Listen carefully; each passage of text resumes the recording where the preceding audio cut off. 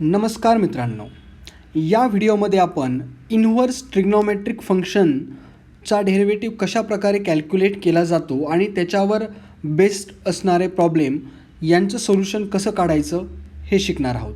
आता ना इथे एक मी टेबल ड्रॉ केलेला आहे. तिथं मी ब्ल्यू कलरने वरच्या रोमध्ये 6 इन्व्हर्स ट्रिग्नोमेट्रिक फंक्शन लिहिलेले आहेत. पहिलं आहे साइन इन्व्हर्स एक्स, त्यानंतर cos inverse x, tan inverse x, cot inverse x, sec inverse x and cosec inverse x. आणि त्याच्याच खाली रेड कलरनी मी त्याचे डेरिव्हेटिव्ज लिहिलेले आहेत. जसं साइन इन्व्हर्स एक्सचा डेरिव्हेटिव्ह आहे 1/√1 - x², आणि सिमिलरली बाकी 5 फंक्शनचे पण डेरिव्हेटिव्ज लिहिलेले आहेत. पहिलं आपण काय करूयात, हा जो साइन इन्व्हर्स एक्स आहे त्याचा डेरिव्हेटिव्ह 1/√1 - x² कसा येतो हे पाहूयात. आणि त्यानंतर इन्व्हर्स ट्रिग्नोमेट्रिक फंक्शनवर जे बेस्ड असणारे प्रॉब्लेम कशा प्रकारे सॉल्व करायचे हे पण आपण पाहूयात. ठीक आहे, तर पहिलं फंक्शन घेतो मी y = साइन इन्व्हर्स एक्स. याचा डेरिव्हेटिव्ह आपल्याला कॅल्क्युलेट करायचा आहे. आता जर डायरेक्ट डेरिव्हेटिव्ह कॅल्क्युलेट करायला लागलो तर dy/dx = derivative of sign inverse x, जो आपल्याला आत्तापर्यंत माहीत नाही आहे. ठीक आहे, मग याला मी काय करणार आहे, हा इकडे इन्व्हर्स फंक्शन दिलेला आहे साइन इन्व्हर्स एक्स. जर मी इकडे याला शिफ्ट केलं तर हा नॉर्मल साइन बनेल, म्हणजेच याला मी लिहू शकतो साइन y = x. ठीक आहे, आता याला मी डिफरन्शिएट करू शकतो का? येस, आपण पाहिलेलं आहे हे कंपोजिट फंक्शन होईल आणि हा नॉर्मल एक्स आहे. याचा डेरिव्हेटिव्ह आपण with respect to X calculate करू शकतो. मग मी इथे लिहितो आहे differentiating both sides with respect to X, म्हणजेच derivative of sine y with respect to X = derivative of X with respect to x. आता साइन वायचा डेरिव्हेटिव्ह काय येणार आहे?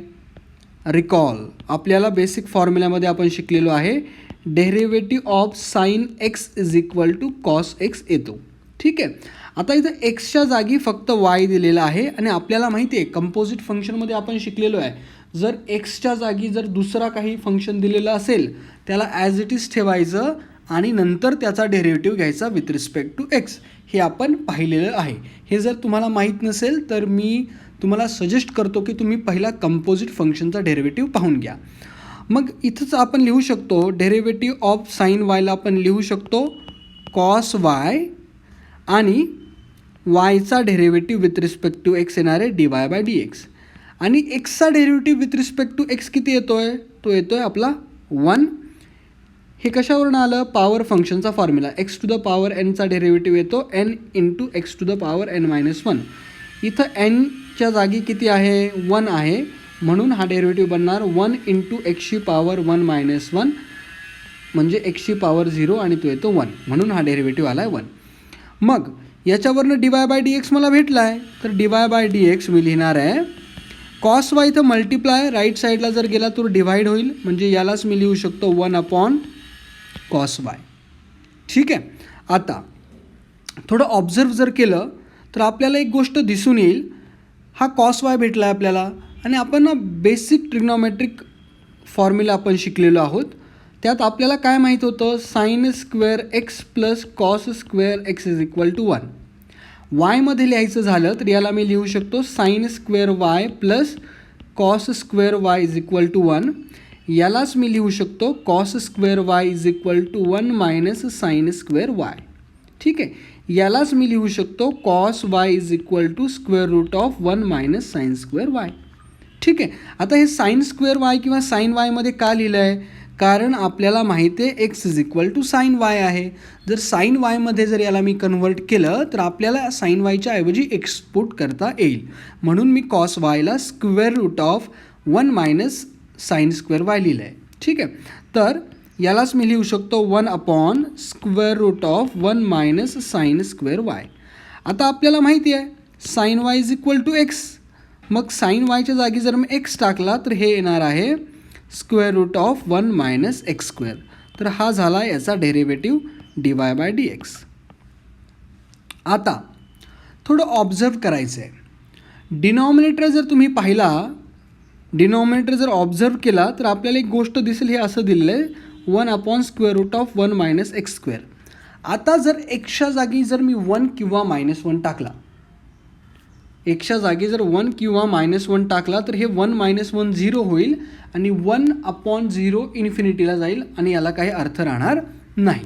ठीक आहे, म्हणून इथे एक्सची व्हॅल्यू 1 किंवा -1 नको. त्याचबरोबर जर मी या एक्सला 1पेक्षा जर मोठं घेतलं, म्हणजे एक्स जर 2 घेतला किंवा -2 जर घेतला तर एक्सचा स्क्वेअर होईल 4, 1 - 4 -3 येईल, म्हणजे स्क्वेअर रूट ऑफ -3 येईल. म्हणजे अगेन स्क्वेअर रूट जर मायनसचा काढायचा झाला तर आपल्याला माहीत नाही आहे, कारण हा कॉम्प्लेक्स नंबरचा भाग आहे. ठीक आहे, आणि ही इमॅजिनरी व्हॅल्यू येऊन जाईल. त्यामुळे ह्या एक्सची व्हॅल्यू 1पेक्षा मोठी नको आहे किंवा -1पेक्षा छोटी पण नको आहे. यालाच आपण लिहू शकतो हा मॉड एक्स लेस दॅन 1 हवा आहे, 1सुद्धा नको. तर इथं ना बुकमध्ये कंडिशन आपल्याला पाहायला मिळते. काय असते condition? Mod of x less than 1.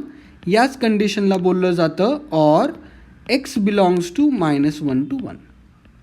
ठीक आहे, तर अशा प्रकारे ही कंडिशन दिलेली असते. याला बोललं जातं डोमेन ऑफ डेरिव्हेटिव्ह. या डेरिव्हेटिव्हचा डोमेन काय असणार आहे? X belongs to -1 to 1. ठीक आहे, तर जी बुकमध्ये कंडिशन दिलेली असते त्याचं हे लॉजिक आहे. सिमिलरली आपण काय करू शकतो? कॉस इन्व्हर्स एक्सचा डेरिव्हेटिव्ह कॅल्क्युलेट करू शकतो. आता इथं पण जर डोमेन ऑब्झर्व केला तर याचा डिनॉमिनेटर आणि याचा डिनॉमिनेटर सेम आहे, म्हणजे याचा पण डोमेन काय येणार आहे? एक्स बिलॉंग्स टू -1 to 1, जसा याचा आहे x belongs to -1 to 1. Similarly tan inverse एक्सचा डेरिव्हेटिव्ह आपण कॅल्क्युलेट करू शकतो, कॉट इन्व्हर्स एक्सचा डेरिव्हेटिव्ह कॅल्क्युलेट करू शकतो. आता याचा जर डिनॉमिनेटर चेक केला या दोघांचा तर 1/1 + x². मग एक्सच्या जागी तुम्ही 0 टाका, -1 टाका, -2 टाका, काही जरी टाकलं तरी ही व्हॅल्यू एक्झिस्ट होणार आहे आणि रिअल येणार आहे. म्हणजे इथं डोमेनला काही आपला प्रॉब्लेम नाही आहे. इथं एक्स बिलॉंग्स टू आर, म्हणजे कुठलाही रिअल नंबर घेतला तरी चालेल. ठीक आहे, पण सेक इन्व्हर्स एक्स आणि कोसेक इन्व्हर्स एक्सला जर तुम्ही ऑब्झर्व केलं तर पुन्हा इश्यू क्रिएट होतो आहे. काय इश्यू येतो आहे? थोडं ऑब्झर्व करा. एक्सच्या जागी अगेन -1 किंवा 1 नको आहे. ठीक आहे, आणि आता एक्सची व्हॅल्यू जर 1पेक्षा छोटी घेतली काय होईल? पुन्हा इमॅजिनरी नंबर येईल. ठीक आहे, तुम्ही पर्टिक्युलर नंबर पुट करून पाहावं तर याचाच अर्थ याचा डोमेन काय येणार आहे? R -1 to 1. सिमिलरली याचा पण डोमेन हाच येणार आहे. यालाच आपण बोलू शकतो x belongs to -∞ to 1 union with 1 to ∞. आता ज्याला हे पचतं आहे त्यांनी समजून घ्या, नाही पचत तर सोडून द्या. ठीक आहे, कारण ही जी कंडिशन बुकमध्ये दिलेली आहे, बरेच मुलं बोलतात हे असं का दिलेलं आहे, त्याचं हेच लॉजिक आहे की तो डेरिव्हेटिव्हची व्हॅल्यू एक्झिस्ट झाली पाहिजे आणि ती कधी एक्झिस्ट होईल? जेव्हा एक्स अशा प्रकारे दिलेला असेल. आता हे 6च्या 6 डेरिव्हेटिव्ह इन्व्हर्स ट्रिग्नोमेट्रिक फंक्शनचे लक्षात ठेवायचे आहेत, पाठ करायचे आहेत, कारण प्रॉब्लेम जो विचारला जातो तो याच्यावर बेस्ड प्रॉब्लेम विचारला जातो. म्हणजे आपल्याला डायरेक्ट साइन इन्व्हर्स एक्सचा डेरिव्हेटिव्ह यूज करावा लागतो, कॉस इन्व्हर्स एक्सचा डेरिव्हेटिव्ह यूज करावा लागतो. तर हे 6च्या 6 जसे आपण बेसिक डेरिव्हेटिव्हचे फॉर्म्युले लक्षात ठेवलेत तसेच हे 6 फॉर्म्युले आपल्याला लक्षात ठेवायचे आहेत. आणि लॉजिक पण आहे. साइन इन्व्हर्स आणि कॉस इन्व्हर्स एक्सच्या फॉर्म्युल्यामध्ये मायनसचा फरक आहे. टॅन इन्व्हर्स आणि कॉट इन्व्हर्स एक्सच्यामध्ये पण मायनसचा फरक आहे. सेक इन्व्हर्स आणि कोसेक इन्व्हर्स एक्सच्या फॉर्म्युल्यामध्ये पण फक्त मायनसचा फरक आहे. तर हे ऑब्झर्वेशनसुद्धा तितकंच इम्पॉर्टंट आहे. म्हणजे तुम्हाला ॲक्च्युली 3च फॉर्म्युले लक्षात ठेवायचे आहेत जे तुम्ही आरामात लक्षात ठेवू शकता. आता आपण एक्झाम्पल घेऊयात. इन्व्हर्स ट्रिग्नोमेट्रिक फंक्शनच्या वरती जे डिपेंड असतात एक्झाम्पल, ते एक्झाम्पल पाहूयात. जसं y = tan inverse of e⁻x दिलेला आहे आणि विचारतायत आपल्याला फाइंड dy/dx. आता ना पहिलं क्लिक झालं पाहिजे डोक्यात, हे काय दिलेलं आहे रे? टॅन इन्व्हर्स एक्स जर डायरेक्ट विचारला असता आपल्याला तर आपण डायरेक्ट डेरिव्हेटिव्ह लिहिला असता, त्याचा 1/1 + x² आपल्याला माहिती आहे. पण एक्सच्या जागी e⁻x दिलेली आहे, म्हणजे हे कंपोजिट फंक्शन दिलेलं आहे. आणि हा प्रॉब्लेम सॉल्व करण्यासाठी तुम्हाला कंपोजिट फंक्शनची कन्सेप्ट एकदम क्लिअर असली पाहिजे. आता याचा डेरिव्हेटिव्ह कॅल्क्युलेट करायचा आहे तर मी लिहितो इथं differentiating with respect to x. मग वायचा डेरिव्हेटिव्ह येणार आहे dy/dx आता टॅन इन्व्हर्स एक्सचा डेरिव्हेटिव्ह काय आहे? 1/1 प्लस, किंवा ना मी काय करतो एक स्टेप एक्स्ट्रा लिहितो, म्हणजे आपण पहिलं लिहूयात derivative of tan inverse of E to the power x with respect to x. आता टॅन इन्व्हर्स एक्सचा डेरिव्हेटिव्ह काय आहे? 1/1 प्लस एक्स स्क्वेअर. इथं पहा ऑब्झर्वेशन, एक्सच्या जागी e to the power x तसाच ठेवायचा, म्हणजे याला मी लिहू शकतो 1/1 plus E to the power एक्सचा स्क्वेअर इंटू जे एक्सच्या जागी आहे काय आहे? E to the power x as it is, आणि जे एक्सच्या जागी आहे त्याचा डेरिव्हेटिव्ह घ्यायचा आहे मल्टिप्लिकेशनमध्ये, म्हणजे ई टू द पॉवर एक्सचा डेरिव्हेटिव्ह कॅल्क्युलेट करायचा आहे. यालाच आपण लिहू शकतो 1/1 plus E to the power 2x into derivative of E to the power X. E to the power एक्सच येतो, बेसिक डेरिव्हेटिव्हचा फॉर्म्युला आहे. आता एक कन्सेप्ट इथं क्लिअर झाली पाहिजे.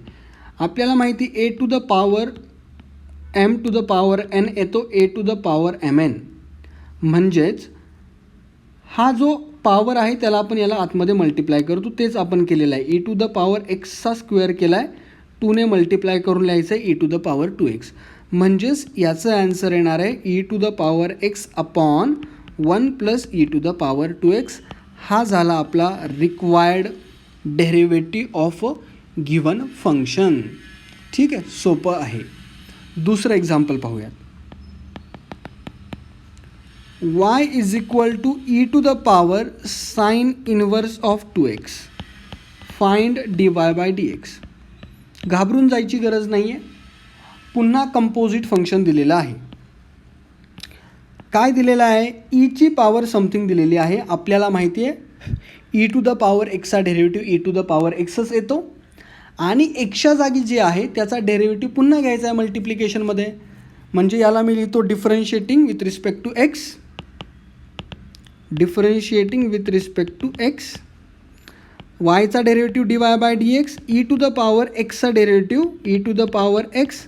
आता एक्सच्या जागी जे काय आहे त्याच तो ॲज इट इज ठेवायचा आहे, इंटू जे काही एक्सच्या जागी आहे त्याचा डेरिव्हेटिव्ह घ्यायचा आहे. आता ही स्टेप मी खाली लिहितो आहे, जरा थोडं आता इथे एक टेबल आला आहे आपला पुन्हा फॉर्म्युल्याचा, तर याला मी लिहितो dy by dx is equal to e to the power sine inverse 2x. आता साइन इन्व्हर्स ऑफ एक्सचा डेरिव्हेटिव्ह आपल्याकडे काय आहे? 1/√1 मायनस एक्स स्क्वेअर, पण एक्सच्या जागी 2x आहे त्याला तसंच ठेवायचं, इंटू जे एक्सच्या जागी आहे काय आहे? एक्स स्क्वेअर, त्याचा डेरिव्हेटिव्ह घ्यायचा. ठीक आहे, म्हणजेच याला मी लिहू शकतो e to the power sine inverse of 2x into 1/√1 minus 4x square, आणि एक्स स्क्वेअरचा डेरिव्हेटिव्ह काय आहे? 2x. यालाच मी लिहू शकतो 2x/√1 minus 4x square into e to the power sine inverse of 2x. हा झाला आपला dy बाय dx.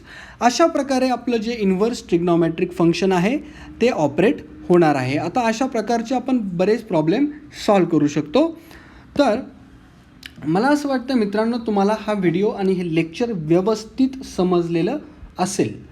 आता इन्व्हर्स ट्रिग्नॉमेट्रिक फंक्शनवर काय इतकेच प्रॉब्लेम येतात का? अशीच प्रॉब्लेम येतात का? तर याचं ॲन्सर आहे नाही. याच्यावर बेस्ड इन्व्हर्स ट्रिग्नॉमेट्रिक फंक्शन अनेक ठिकाणी वापरलं जातं.